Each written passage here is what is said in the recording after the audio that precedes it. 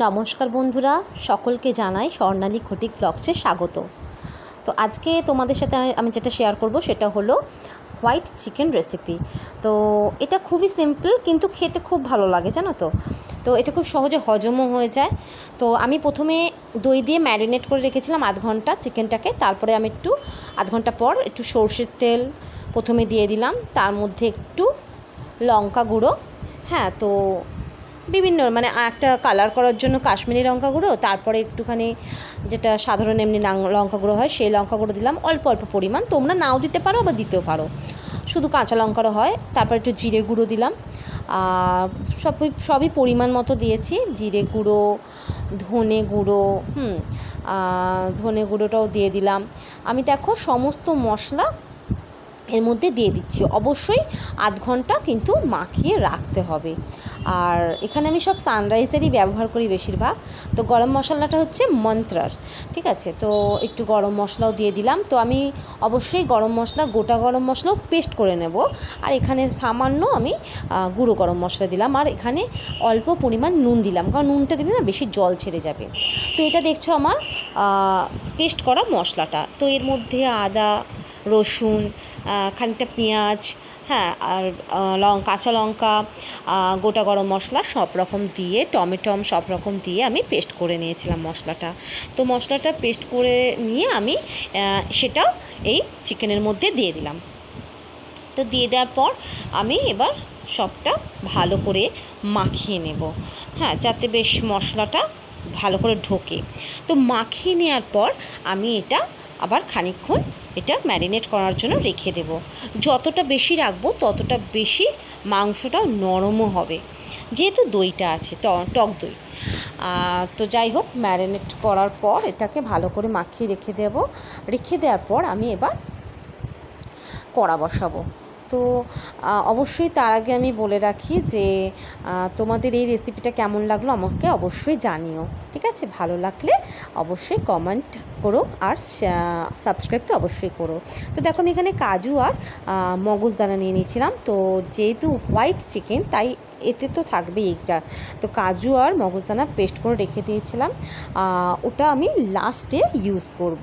আর আলু আমি ভেজে তুলে রেখে দিয়েছিলাম। আর পেঁয়াজ আমি কিছুটা পেস্ট করেছি আর কিছুটা কেটে রেখেছি। তো কাঁটা যেটা পেঁয়াজটা সেটা আমি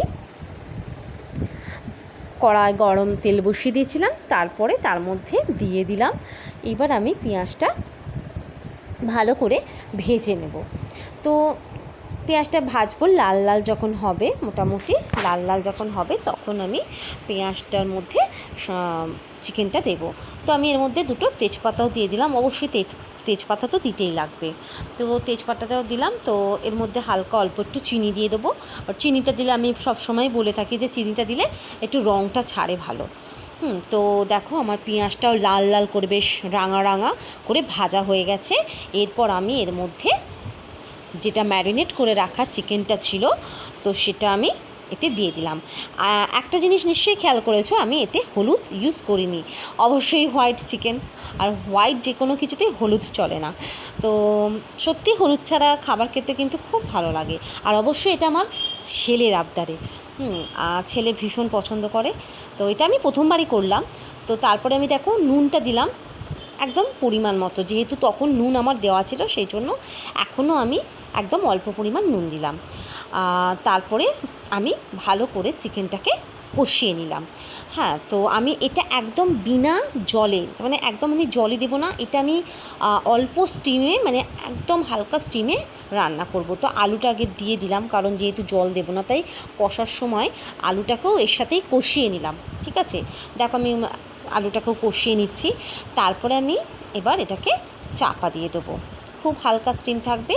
এবার দেখো, আর তারপরে হ্যাঁ, কাজু আর মগজদানাটা ছিল সেটাও লাস্টে, একদম লাস্টে এটা দিয়ে ভালো করে নেড়ে আমি চাপা দিয়ে রেখে দেবো। খানিকক্ষণ থাকবে, মাঝে মধ্যে খুলে খুলে চেক করতে হবে। যেহেতু আমি এর মধ্যে জল দিচ্ছি না তাই এর যে জলটা বেরোবে তা এতেই এটা সেদ্ধ হয়ে যাবে। চিকেনে তো বেশি জল লাগেও না, আর যেহেতু দইটা দেওয়া আছে তো সেটা থেকে যে জলটা বেরোবে সেই জলেই হয়ে যাবে।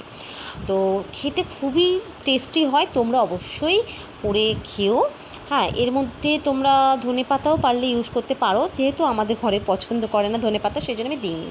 তো যাই হোক, আমি এটা দেখো ভালো করে কষিয়ে নিয়ে এবার চাপা দেবার, কি সুন্দর দেখো তেলটা বেরিয়ে গেছে, খুব সুন্দর। তো দেখো আমার হোয়াইট চিকেন করা রেডি। তো কেমন লাগলো বন্ধুরা, তোমরা অবশ্যই জানিও। আর যদি কোনো রকমভাবে ভুল ত্রুটি হয়ে থাকে তার জন্য ক্ষমা করে দিও। তো ব্লগটা আমি এখানেই শেষ করলাম।